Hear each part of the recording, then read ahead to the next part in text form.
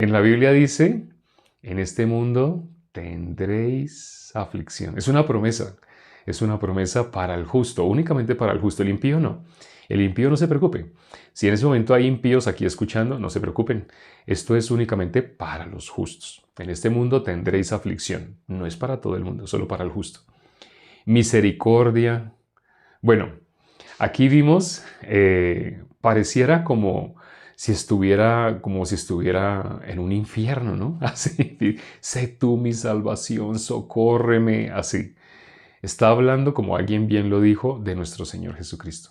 Está hablando de los enemigos. Sigue hablando de los enemigos. Habíamos leído los enemigos, los enemigos, los enemigos, los enemigos. Líbrame de mis enemigos, los que me persiguen, los que se burlan, los que hacen mofa, los así. Enemigos, enemigos, enemigos, enemigos. Pero ya hemos visto bíblicamente quién es enemigo de Dios. Todo ser humano. ¿Cómo empezó? No sé si se dieron cuenta, en el capítulo 38 empieza a hablar de que no hay nada sano. No hay absolutamente nada sano. Cuando leímos así, sobre todo el capítulo 38, no hay nada sano. ¿De qué capítulo se acuerdan de la Biblia? Hay otro capítulo que habla muy parecido, pero quien lo vio como una visión. Eh, Juan 16:33. Juan 16, Job. ¿Qué otro capítulo? Así, donde dice no hay nada sano. Vamos a mirar Juan 16:33. Juan 16:33. Juan 16:33. Juan 16:33 dice, estas cosas os he hablado para que en mí tengáis paz. Tengáis paz. En el mundo tendréis aflicción, pero confiad, yo he vencido al mundo. Esta es la promesa para el justo. En este mundo, aquí Dios nos da una promesa, ¿no? Dice, estas cosas os he hablado para que en mí tengáis paz. En el mundo tendréis aflicción. Entonces, esta es una promesa para el justo. Isaías capítulo 1, efectivamente. Cuando miramos la queja, toda la queja que salía desde David en ese Salmo 38, más que todo él estaba manifestando lo que él era. En Isaías, ¿cuándo fue escrito este salmo? Fue escrito 1000 años antes de Cristo. No sé si sabían, ¿no? 1000 años antes del Salmo 38. 1000 años antes de Cristo. Pero Isaías capítulo 1, ¿cuándo fue escrito? 700 años antes de Cristo. ¿Cuánta diferencia había? 4 generaciones. 4 generaciones. Los hijo, nieto, bisnieto. Los bisnietos de David, cuando ya eran ancianos, cuando ya eran muy, muy mayores, lograron conocer a Isaías. ¿Quiénes? Los bisnietos. ¿Sí? Casi que los tataranietos fueron contemporáneos con Isaías. David, hijo de David, nieto de David, bisnieto, tataranieto. Los tataranietos era la 5ª generación, ya ellos estaban con Isaías. 5 generaciones habían pasado después de David hasta que Isaías tuvo una visión. Vamos a mirar cómo lo dijo Isaías, cómo fue esa visión para Isaías. Isaías capítulo 1. Isaías capítulo 1. Bueno, ciertamente ya vamos a estar ahí en Isaías, ya vamos a considerar también a Isaías. Isaías capítulo 1 dice el versículo 1. Visión de Isaías, hijo de Amós, la cual vio cerca de Judá y Jerusalén en días de Usías, Jotam, Acaz y Ezequías, reyes de Judá. Oíd cielos y escucha tu tierra, porque habla Jehová, crié hijos y los engrandecí, y ellos se rebelaron contra mí. El buey conoce a su dueño, y el asno el pesebre de su señor. Israel no entiende, mi pueblo no tiene conocimiento. Oh gente pecadora, pueblo cargado de maldad, generación de malignos, hijos depravados. Dejaron a Jehová, provocaron a ira al Santo de Israel, se volvieron atrás. ¿Por qué querréis ser castigados aún? ¿Todavía os rebelaréis? Toda cabeza está enferma y todo corazón doliente. Desde la planta del pie hasta la cabeza no hay en él cosa sana, sino herida, hinchazón y podrida llaga. No están curadas ni vendadas ni suavizadas con aceite. Vuestra tierra está destruida, vuestras ciudades puestas a fuego. Vuestra tierra delante de vosotros comida por extranjeros y asolada como asolamiento de extraños. Y queda la hija de Sión como enramada en viña y como cabaña en melonar, como ciudad asolada. Si Jehová de los ejércitos no nos hubiese dejado un resto pequeño, como Sodoma fuéramos y semejantes a Gomorra. Así, si seguimos leyendo, así es todo el tiempo. Así es todos los versículos que siguen de ahí en adelante, es así, de la misma manera. Hasta el versículo 18. Ahí cambia todo en el versículo 18, pero ya lo vamos a leer. Por ahora vamos a considerar, esto que leímos ahorita fue hasta el versículo 9. Si Jehová no hubiera dejado un resto pequeño, en la época de Noé, otra vez, ese resto pequeño, ¿quién era? En la época de Noé, ¿quién fue el que pudo perpetuar la humanidad? Dios dice que Noé halló gracia ante los ojos de Dios. Debido a que Noé halló gracia ante los ojos de Dios, toda la humanidad pudo ser perpetuada. Nos decía Pedro Wilches, no sé si se acuerdan, nos decía que escarbando en montañas altas, en montañas que son altas, han encontrado fósiles de animales marinos, fósiles de peces. ¿Qué hace un fósil de pez en una montaña? Pues cuando vino el diluvio, la montaña más alta, que es el Everest, fue cubierta. Dice la palabra, todas las montañas fueron cubiertas, que no hubo una sola montaña que no hubiera sido cubierta por el diluvio. Entonces la montaña más alta tiene casi 9.000 metros, ¿no? Más de 8.000 metros. Más de 8.000 metros subió el nivel del agua. ¿Qué pasa con todo lo que está debajo de 8.000 metros, 8.000, 9.000 metros? Todo quedó cubierto. La montaña más alta quedó cubierta. El Everest quedó cubierto. Entonces, si todos los montes, las montañas quedaron cubiertas, las montañas que miden apenas 1.000 metros, 2.000 metros, son montañas que son altas. Para nosotros son altísimas. Cuando vemos una montaña de 2.000 metros es altísima. Pero una persona que esté al nivel del mar y ve una montaña de 2.000 metros, eso no es nada. El nivel del agua subió más de 8.000 metros. Entonces, los peces, escarbando en la cima de esas montañas, encuentran peces, encuentran cuerpos de peces, de animales marinos. Eso nos lo decía Pedro Wilches. La evidencia más grande del diluvio es la gente no la quiere reconocer, la esconde. Reconocen otras cosas que enaltecen a los hombres, pero no reconocen lo que le da la gloria a Dios. Entonces, estuvo el diluvio. En la época del diluvio, las personas, ya hemos hablado, ¿no? ¿Quiénes fueron los que no entraron al arca? Los que no podían creer. ¿Qué cosa les impedía poder creer a Dios? Ellos creían en sí mismos. Dentro de ellos encontraban bondad. La persona que encuentra bondad en sí mismo, esa persona no puede, hay algo que no puede creer. Si encuentra bondad en sí mismo, no puede creer a la palabra de Dios. Por encontrar bondad en sí mismo, se hace enemigo. Cuando leímos ahorita el Salmo 38, Salmo 39, Salmo 40, una palabra constante. Mis enemigos, líbrame de mis enemigos. ¿Hasta cuándo mis enemigos así? ¿Por qué habla enemigos, enemigos? En la Biblia, ¿cuál es el enemigo? Satanás. Entonces, cuando decimos que si algo impide que una persona pueda escuchar, es escucharse a sí mismo. Esa persona que no puede recibir la palabra, esa persona tiene mucha autoconfianza. Esa persona cree que dentro de sí hay algo bueno. Por creer que hay algo bueno en sí, no puede creer a Dios, que es el verdadero bueno. Si cree que hay algo bueno en sí, ¿qué pasa con el que es verdaderamente bueno? Lo ve como mentiroso. Tiene que hacer mentiroso a Dios en su corazón para establecerse a sí mismo. Parece que fueran las personas que hacen eso. No, es Satanás. Esa es la manera como él engaña. Por eso dice la Biblia que él se disfraza de ángel de luz.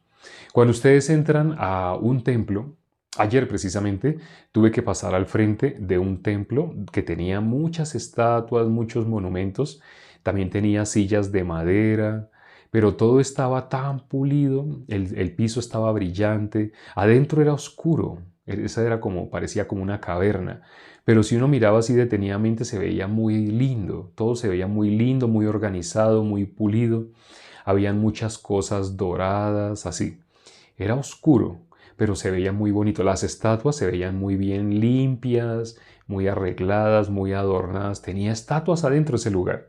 Entonces, cuando pasé por ese lugar, cuando yo era niño, yo nací dentro de esa religión. Yo nací perteneciendo a esa religión. Pero ayer que pasé al frente y miré, pensé, ya entiendo por qué el ser humano, por vista, cree que eso es de Dios. Porque si es por vista, se ve muy limpio, muy ordenado, así se ve muy, muy, pareciera como si de verdad eso tuviera algún carácter espiritual. Es demoníaco, eso es demoníaco, pero al ser humano, cómo se le ve eso? Leímos qué día, estamos en Isaías capítulo 1, pero hace poco leímos Isaías capítulo 5, versículo 20. Ay de aquellos que a lo malo dicen bueno y a lo bueno dicen malo. El ser humano, ¿por qué puede creer que en esos lugares hay algo de Dios? ¿Por qué pueden pensar que hay algo de Dios? Porque usando su vista les parece que ese es el ambiente donde tiene que estar Dios. Pero Dios, cuando leemos la Biblia, ese lugar es totalmente contrario a Dios. Sí, es muy bonito. La Biblia, ¿cómo habla? Sepulcro blanqueado. O sea, se ve muy lindo, se ve muy hermoso, pero realmente son deidades. La gente entra ahí y se arrodilla delante de esas estatuas. Al frente de esas estatuas colocan una especie de, como de banquito de madera, pero ese banquito no es para sentarse. Cuando uno lo ve, tiene una forma rara ese banquito. Ese banquito y tiene espuma casi que a 15 centímetros del suelo. Ese banquito está hecho para que las personas se arrodillen y coloquen los codos. Entonces tiene una forma especial ese banco para que una persona coloque las rodillas ahí y pueda durar cómodamente arrodillado ahí. ¿Dónde colocan ese banquito? Al frente de una estatua. Entonces, entre más lee uno la Biblia, más uno se da cuenta cómo nuestra vista es mentirosa. Nuestra vista nos engaña. Por eso decía David lo que dice el versículo 6. ¿Qué dice el versículo 6 de Isaías 1? Lo dijo David, lo leímos en el capítulo 38 de Salmos. Salmos capítulo 38. Pero eso mismo que dijo David lo podemos ver acá en la visión que tuvo Isaías. Una visión terrible. En el versículo 6 de Isaías 1, Isaías capítulo 1 versículo 6 dice: Desde la planta del pie hasta la cabeza no hay en él cosa sana, sino herida, hinchazón y podrida llaga. No están curadas ni vendadas ni suavizadas con aceite. ¿Cómo se ve una llaga que no está curada? Aquí dice no está curada ni vendada ni suavizada. ¿Qué está diciendo? Esa herida se ve pudriéndose, así llena de pus, de materia. Así es que en la visión él vio algo horrible, ¿sí? Vio como una película de terror. No sé si ustedes han visto una película que fue muy famosa, una película que rompió récord en taquilla, fue la película Matrix. Cuando los hermanos Wachowski iban a hacer esta película, ellos duraron 5 años haciendo el libreto. Pero lo sorprendente, ¿sabe de dónde sacaron ellos el libreto? De la palabra de Dios. En especial esta visión que tuvo Amós, o lo que leímos hoy en el capítulo 38 de Isaías, lo mismo. Esta visión, o eso que describe David en el Salmo 38, ustedes lo ven en una de las escenas de esta película.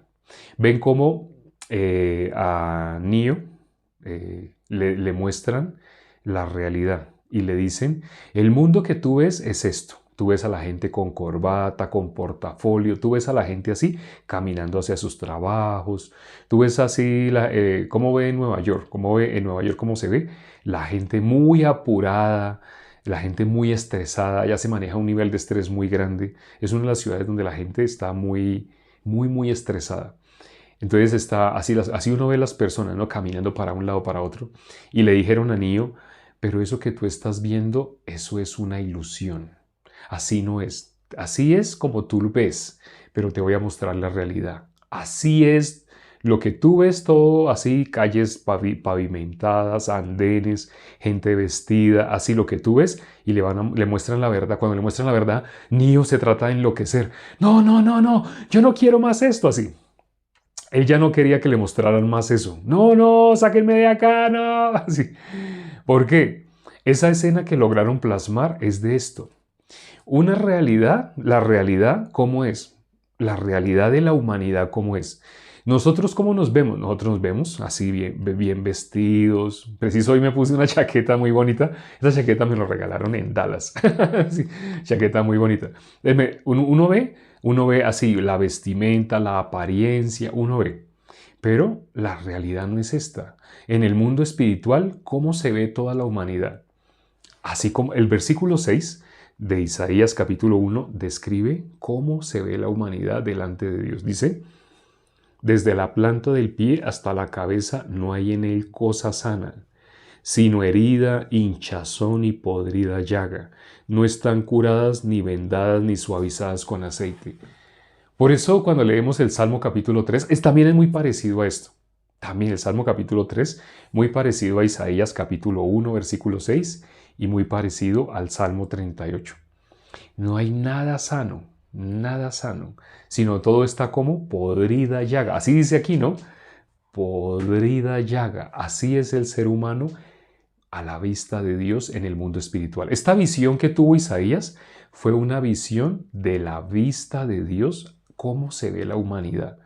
La humanidad cómo se ve podrida, está totalmente podrida. ¿Por qué la humanidad se ve así? Por el pecado. ¿Qué cosa es lo que causa separación entre Dios y el hombre? El pecado. El pecado no es lo que nos han enseñado. Las personas cuando piensan en pecado se imaginan, ay, es que yo dije una mentirita porque si no mi jefe me echaba del trabajo, me tocó decirle que había un trancón y que había una manifestación, pero realmente es que a mí me cogió el sueño y el despertador no sonó. Yo no sé qué le pasó al despertador. Así las personas se expresan. Pero entonces si yo me siento mal porque dije esa mentirita. Las personas sienten así por una cosa que pueden darse cuenta, pero no se dan cuenta que todo lo que sale en modo natural del ser humano está hablando de deporte. Últimamente la gente habla de fútbol, ¿no? Hay partidos, no sé qué se está realizando, qué campeonato, pero hay muchos partidos que Colombia contra Costa Rica creo que jugó así. Entonces, hay ahorita un ambiente así como muy deportivo, y la gente está hablando. Parece que la gente estuviera hablando algo de pronto que tiene sentido, ¿no? Todo eso es vano. ¿Qué dice? Hoy leímos un versículo en el capítulo 39 que dice, vanidad son los hijos de los hombres. Todo lo que vemos no es así. Nuestra vista lo que nos muestra es mentira. La visión que Dios le permitió a Isaías es ver la realidad. Pero ahora, Isaías, ¿cómo pudo salir de esa realidad tan tortuosa, tan espantosa? Isaías descubrió que esa visión era de él y de toda la humanidad. ¿Dónde lo descubrió? En ese momento cuando Isaías vio esa visión, Isaías no entendió. En ese momento no entendió. Les dijimos que íbamos a leer el versículo 18. Vamos a leerlo ya. Dice el versículo 18. Venid, dice Jehová, y estemos a cuenta. Si vuestros pecados fueren como la grana, como la nieve serán emblanquecidos. Si fueren rojos como el carmesí, vendrán a ser como blanca lana. Si quisiereis y oyereis, comeréis el bien de la tierra.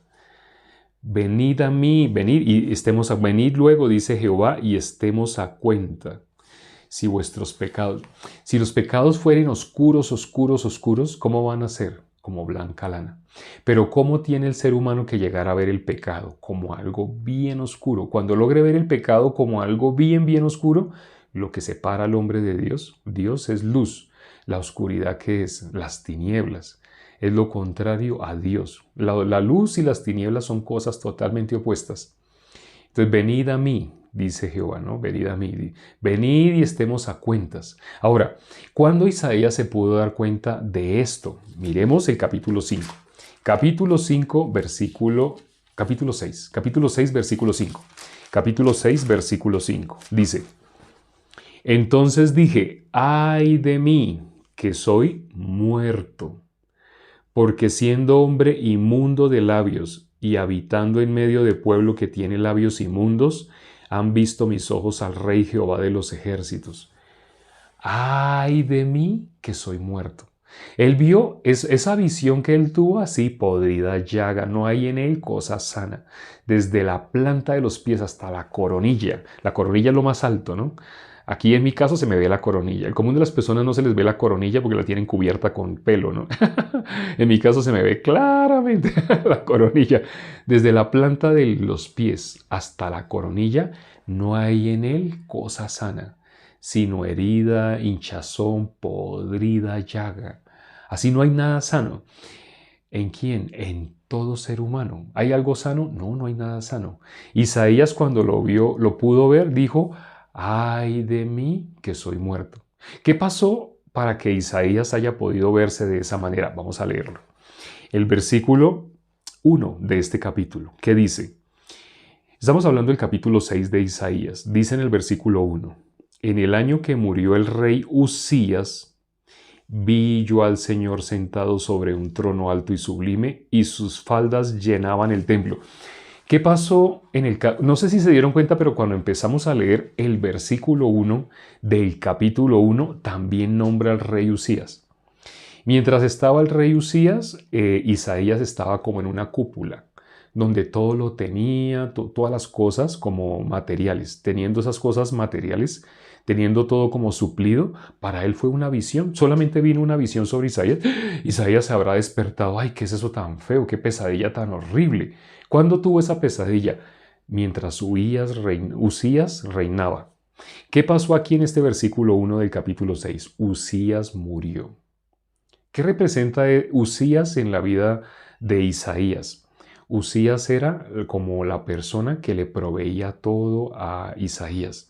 Pero cuando Isaías quedó sin aquel sustento, cuando Isaías quedó desvalido, en ese momento, ¿qué vino sobre Isaías? La promesa que leímos hoy en Juan capítulo 16, versículo 33. En este mundo tendréis aflicción, pero confiad, yo he vencido al mundo.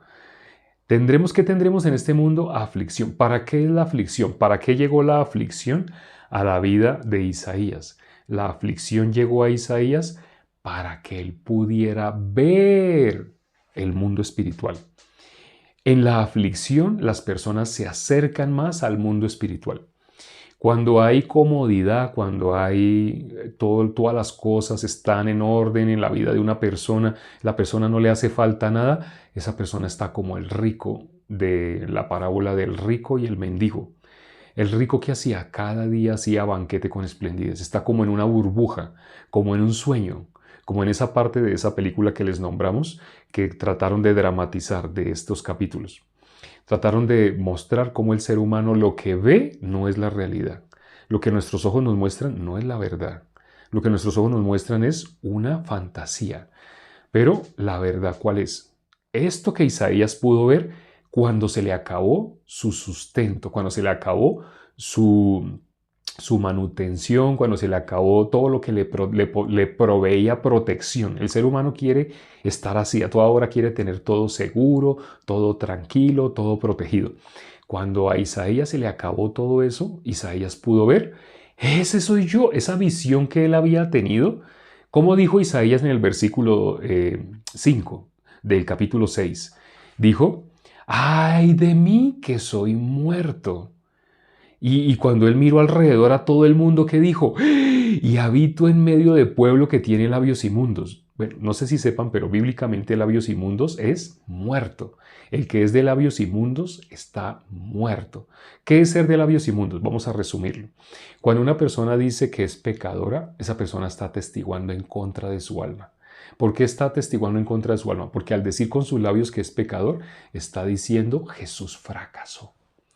¿Es enemigo de quién? En el capítulo 38, 39 y 40 que consideramos hoy de Salmos, habla enemigos, enemigos, enemigos. ¿Quién es enemigo de Dios? Todo aquel que se considera pecador. Al considerarse pecador, está atestiguando que únicamente tiene vista para las cosas de este mundo. No tiene la vista en las cosas de Dios, sino tiene la vista en las cosas de este mundo. ¿Cómo llamó Jesús a aquel que tiene la vista en las cosas de este mundo? No sé si alguien conozca cuando consideramos Mateo capítulo 16, versículo 23. ¿Cómo llamó Jesús a aquel que tiene la vista en las cosas de este mundo? Satanás. Lo dijo el hermano Mario. ¿Cómo llamó Jesús al que tiene la vista en las cosas de este mundo? Satanás. El mundo, así, lo que nuestros ojos nos muestran es el mundo diabólico. Por eso dice que la sabiduría humana es animal, terrenal, diabólica. Lo que nosotros estamos viendo, que parece una realidad, esa no es la realidad. Isaías despertó. Cuando él fue sacudido, cuando se le acabó todo lo que le sostenía, cuando se le movió el piso, por decirlo de alguna manera, cuando él recibió aflicción. Cuando Isaías recibió aflicción, ¡fum!, sus ojos espirituales fueron abiertos. Y él vio, ¡ay de mí que soy muerto! Y habito en medio de pueblo que tiene labios inmundos. Todo el pueblo, todos los que estaban alrededor de él, ¿qué tenían? Labios inmundos. ¿Por qué eran de labios inmundos? Porque ¿veían la obra de Dios? No, veían las cosas de este mundo. No veían lo de Dios, sino veían lo de los hombres. Creo que de pronto esto que hemos considerado el día de hoy, para algunos habrá sido como un trabalenguas o habrá sido como, no sé, quedé como si estuviera en la película esa, en esa película que mencionamos el día de hoy. Ellos se metieron con algo muy delicado. Los hermanos Wachowski se metieron con la palabra. O sea, ellos sabían que lo que está escrito acá es la verdad. Sabiendo que lo que está escrito acá es la verdad, ellos quisieron usarlo para sacar lucro, para hacer una obra maestra. Sí, lograron hacer una obra maestra que quien ve, sobre todo quien ve la película 1 de Matrix, la persona ve el mundo espiritual. Ve el mundo espiritual. Y cuando la persona ve esa película queda consternada, porque es trasladado por un momentico a lo que sucede en el mundo espiritual, una guerra. La Biblia dice nuestra lucha no es contra sangre y carne, sino contra principados, potestades en las regiones celestes. ¿Podemos ver? No. Curiosamente, los perros tienen más sensibilidad. Ellos sí pueden ver cosas que nosotros no podemos ver del mundo espiritual. Pero nosotros, peores que las bestias. Por eso dice la palabra, peores que las bestias. Tenemos ojos y no podemos ver. Pero aquí Dios nos dejó los lentes. Los lentes que nos permiten ver ese mundo espiritual y poder entender el mundo espiritual están acá. Estos son los lentes. Esos son los ojos las gafas de Dios están acá. Las gafas que nos permiten ver con la vista, con la óptica de Dios está acá. Por eso dice, ¿quién es ciego sino mi siervo? ¿Quién es ciego y sordo sino mi mensajero que envié? Eso también lo hemos considerado, ¿no? Bueno, vamos a orar ya para terminar. Padre, gracias por este tiempo que nos permites para considerar tu palabra. Gracias por las personas que se pudieron conectar el día de hoy. Sé que algunas personas habrán quedado como confundidas, como viendo una película tal vez de una dimensión desconocida, cosas así. Permite que las personas no sigan confiando en su vista. Hay hermanos que tristemente todavía han estado confiando en su punto de vista. Permite, Padre, que haya un despertar en tu iglesia. Se aproxima la segunda venida, se aproxima el momento en el cual el Evangelio no habrá excusa y será anunciado en todo el mundo. Ya está muy cercano a ese momento en el cual el Evangelio será anunciado en todo el mundo y vendrá el fin. Tu palabra lo dice. ¿Cuántas personas que aún están esperando por la manifestación de los justos no han escuchado el Evangelio? Permite que no callemos, permite que nosotros podamos seguir y seguir anunciando el Evangelio. Y no podemos hacer nosotros que llegue a las personas, a los justos que aún no han escuchado el Evangelio. Permite que estos justos que aún están viviendo en su carne, pero que están gimiendo, clamando por la manifestación de los hijos de Dios, permite que ellos se encuentren con estos videos donde estamos anunciando la vida eterna. Te lo pedimos y hemos orado en el nombre de nuestro Señor Jesucristo. Amén.